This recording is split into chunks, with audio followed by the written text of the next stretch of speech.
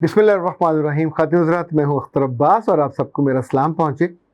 इतने बरसों से मैं इंसानों से मिल रहा हूँ, बच्चों से, बड़ों से, ख़वातीन से, मर्दों से, बूढ़ों से, जवानों से, आलमोस्ट हर उम्र के प्रोफेशनल से, डॉक्टर से, इंजीनियर से, असातिज़ा थे। इनमें से बहुत से लोग, यानी सभी नहीं, बहुत से ये लोग पूछते हैं कि हमको सेल्फ अवेयरनेस की समझ नहीं आती। ये क्या मगरबी कॉन्सेप्ट है और वहाँ से लोग अपनी ज़ात के बारे में कैसे जानते हैं, कैसे अपने आप को पहचाने और क्या पैमाना हो जिससे अपने आप को जाना जाए। तो मैंने इस पे चूँकि इतने वर्षों से गौर करता हूँ और चीज़ों का एक बेहतर उपाय ढूंढने की कोशिश करता हूँ, तो मैंने एक हल ढूंढा। तो मैं उनसे कहता हूँ कि आप अपनी अहलियत ना देखें, आप अपनी ना अहलियत देखें। एक लिस्ट बना लीजिए और उसको टिक करते जाइए। अगर वो टिक 5 से ज़्यादा हैं तो इसका मतलब है आप नाअहलों की फहरिस्त में चले जाओगे। और ये अपने आप को जानना आपको उस फहरिस्त से निकालने में मदद करेगा। हम इसको एक और एंगल से लेते हैं। आपके पास फ़र्ज़ करें 1 करोड़ रुपये आता है, आप कहते हैं मैं कोई यूनिक काम करूं। को आपको आइडिया देता है कि चलें यहाँ जो कराची के करीब समंदर है, पहले समुंदर में जगह लेते हैं, फिर उसमें रेत डालते हैं, फिर वहाँ घर बनाते हैं। तो ये आइडिया उस पैसे को जो थोड़ा सा आपको मिला, पानी के सुपुर्द करने का फैसला है। उसका बेनिफिट क्या होगा, उसका नुकसान क्या होगा। आपको बुरनाई के सुल्तान तो हो नहीं कि जो इतना बड़ा महल वहाँ बना लो। इनफैक्ट जो चीज़ आपको नज़र आ रही हो कि नुकसानदेह, अगर आपको नुकसान खुद नज़र ना आता, लोगों को नज़र आता हो, तो इसका मतलब है उस एंगल से आपके अंदर अहलियत की कमी है, नाअहल है। और नाअहलियत ये ऐसी है कि जो दूर हो सकती है।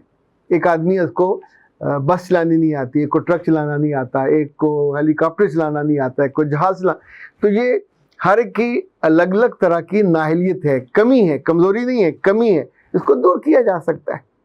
लेकिन इससे भी साथ अगर कुछ चीज़ों को आप ऐड कर लें, पर ऐड ये सिर्फ वो लोग कर सकते हैं जिनका सेल्फ इस्टीम अच्छा हो।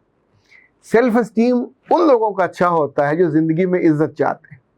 वो ज़िंदगी में जो बाहुनर बन के, बाइल्म बन के, यूँ समझें कि जो लोग भी उनसे उनके वास्ते में और ताल्लुक़ में आए, उनके दिलों में वो ज़िंदा रहना चाहते हैं, एक ऐसी अच्छी याद बन के। और हम बुरे लोगों की अच्छी याद तो कभी भी नहीं करते। मैंने एक लफ्ज़ इसके लिए तरतीब दिया, ये आपको किसी किताब में तो नहीं मिलेगा, पर जब आप इस पे गौर करेंगे, इसे मैं कहता हूँ कि इट्स ए लाइफ वोकेबलरी। हर बंदे की एक लाइफ वोकेबलरी है।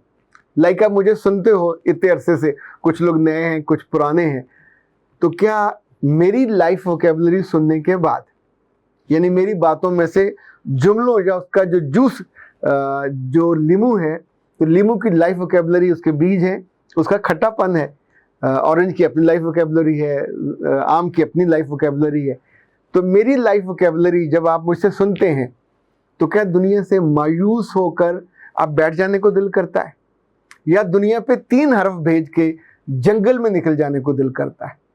कभी मुझे सुन के आपका जी चाहा कि बाजार जाएं, कोई ऐसा कुल्हाड़ा पकड़ें जिसके दोनों साइडों पे तेज़ हो, और फिर जालिमों के गर्दनें काटते जाएं और आखिर में खुद अपनी गर्दन कटवा के या फांसी चढ़ जाएं या फिर मौत के घाट उतर जाएं? क्या कभी मुझे सुनने के बाद ऐसा लगा कि आप अपने रिश्तों का हक मारें? क्या मुझे सुनने के बाद कभी आपको ऐसा लगा कि आपकी ज़िंदगी में कोई स्टैंडर्ड नहीं होना चाहिए, कोई म्यार नहीं होना चाहिए, जहाँ दी लगे, जहाँ दाव लगे लगाएं और अपनी ज़िंदगी को आगे बढ़ाएं? क्या मुझे सुन के आपको कभी ऐसा लगा कि आपकी ज़िंदगी में कोई वैल्यूज़ नहीं होनी चाहिए? क्या मुझे सुन के आपको कभी ऐसा लगा कि इंसान को टुका के जाहिल होना चाहिए, और जब जब उसका नशा करने को जी चाहे, चाहे वो हेरोइन का हो, चाहे वो चर्स का हो, चाहे वो अफ्यून का हो, वगैरह वगैरह, जिस जिस चीज़ का चाहे नशा। पिछले दिनों को साहब बाकायदा किसी क्लिप में मुतालबा कर रहे थे कि हुकूमत को सिगरेट पे और चर्स पे जो पाबंदी है वो ख़त्म कर देनी चाहिए और लोगों को खुले, ये उसकी वोकेबलरी है। इसी तौर पे अपनी वोकेबलरी, अपनी लाइफ वोकेबलरी को किसी जगह लिखिए اور اس میں سوچیے کہ آپ کو ملنے کے بعد کیا لوگوں کا حلال کمانے کو دل چاہتا ہے، کیا لوگوں کا حرام کمانے کو جی چاہتا ہے. جن دنوں میں اخبارات کی دنیا میں تھا، ایک بڑے مشہور صحافی تھے، اور اخبار کا نام میں بتا دیتا ہوں. وہ کئی اخباروں سے ہوتے ہوئے جنگ میں پہنچے، پھر وہاں سے ایون انہیں لاہور چھوڑنا پڑا. اور ان کے بارے میں جو ان کے ساتھ والے کولیگ تھے، وہ جو کہتے تھے کہ شام کو آ کے وہ بتاتے ہیں نمبر، وہ نمبر 50 60 کوئی بھی بیچ کا نمبر ہوتا جو ہر روز بڑھتا جاتا ہے. یہ وہ نمبر ہوتا ہے جو اپنے وہ گناہ کر کے آتے ہیں تو بتاتے ہیں کہ آج میں نے یہ 51واں گناہ کیا ہے. ان کو شرم آتی تھی یا نہیں آتی تھی؟ سننے والوں کو شرم نہیں آتی تھی. دھیرے دھیرے ان کو اس بات پہ حیا آنے لگی تھی کہ وہ کر سکتا ہے تو ہم کیوں نہیں کر سکتے. سو کسی کی لائف ووکیبلری بری ہو تو اس کے بعد آپ کا برا بننے کو جی چاہتا ہے. ابھی پچھلے دنوں 12-13 سال کی ایک بچی کی والدہ نے مجھ سے کہا کہ میری بیٹی فرشتوں جیسی تھی، اور جس گروپ میں وہ گئی، ان کے اسکول میں 10ویں جماعت میں وہ تھی، جس گروپ میں گئی وہ لڑکیاں اتنی فلرٹ اور لفتی تھیں. یہ ان کے جملے ہیں، میں لفتی کو نہیں ڈھونڈ پایا کہ یہ ڈکشنری میں اس کا کیا مطلب ہے. تو اس نے کہا وہ جو بدیاں سوچتی تھی، جو برائیاں سوچتی تھی، they were doing. میری بیٹی نہیں کرتی تھی. میری بیٹی ٹی وی نہیں دیکھتی تھی، انہوں نے اس پہ شرمندہ کیا. میری بیٹی کا اس پہ وہ جو لگاتے ہیں آپ ڈی پی شی پی، وہ بھی نہیں تھی، اس نے کبھی تصویر لگائی نہیں تھی، اس پہ شرمندہ کیا. پھر انہوں نے میری بیٹی کو لائلگ بنایا. لائلگ اس کو کہتے ہیں جو اندر سے شرمندہ ہو جائے اپنی کمزوریوں پہ، اور کسی بھی جاہل، بد تینت، بد کماش اور بری تربیت والی لڑکی یا لڑکے کو وہ آئیڈیل بنا کے اس کے پیچھے چلنے لگ جائے. اس کا نتیجہ کیا ہوگا کہ آپ کسی اچھے چور کو دیکھ کے چور بن جاؤ گے، ڈاکو کو دیکھ کے ڈاکو بن جاؤ گے. جب بھی کوئی پولیس کسی بندے کو جیل بھیجتی ہے تو وہاں اس کی لائف ووکیبلری بدل جاتی ہے. وہ بہترین جیب کترا بنتا ہے، وہ بہترین اغوا کار بنتا ہے، وہ بہترین ڈاکو بنتا ہے، وہ وہیں بیٹھے لوگوں کو بھتہ لینے بھی لگ جاتا ہے، چونکہ اس کی ٹوٹل لائف ووکیبلری بدل جاتی ہے. اچھا، مجھے بھی یہ کبھی سہولت نہ ملتی چیزوں کو سمجھنے کی. میں نے ماسٹرز کیا، پھر ایم فل کیا، اس کے بعد بھی میں نے اپنا جو لرننگ پروسیس تھا اس کو بند نہیں کیا.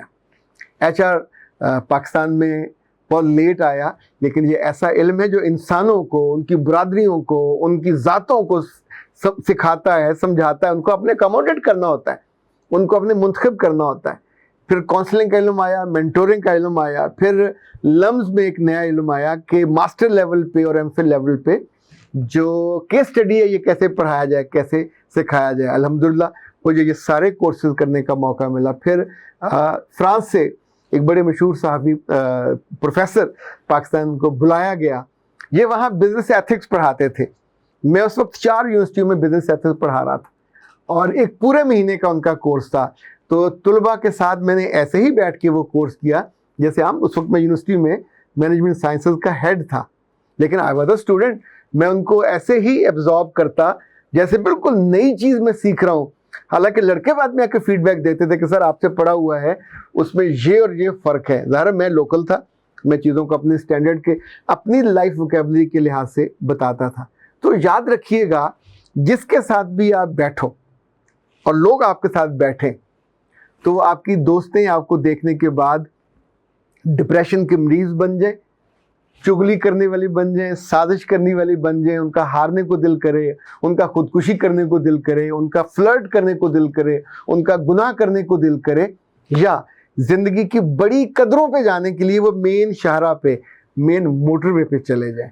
تو یہاں سے اندازہ ہوتا ہے کہ آپ کی جو اہلیت ہے وہ آپ کے اپنے ہاتھ میں ہے، جو نااہلیت ہے وہ آپ کے اپنے دماغ میں ہے. تو دماغ کی جو نااہلیت ہے، آپ اس کو اگر کم کرو گے تو ترقی کرو گے، آپ اس کو اگر کم کرو گے تو آپ آگے بڑھو گے، آپ اس کو کم کرو گے تو ہنر سیکھو گے، آپ اس کو قابو کرو گے تو علم سیکھو گے. اور سب سے زیادہ زندگی میں یاد رکھیے گا، یہ جو لائف ووکیبلری ہے اس کی بڑھتی ہے جو عمر بڑھنے کے ساتھ ساتھ سیکھنا بند نہیں کرتا.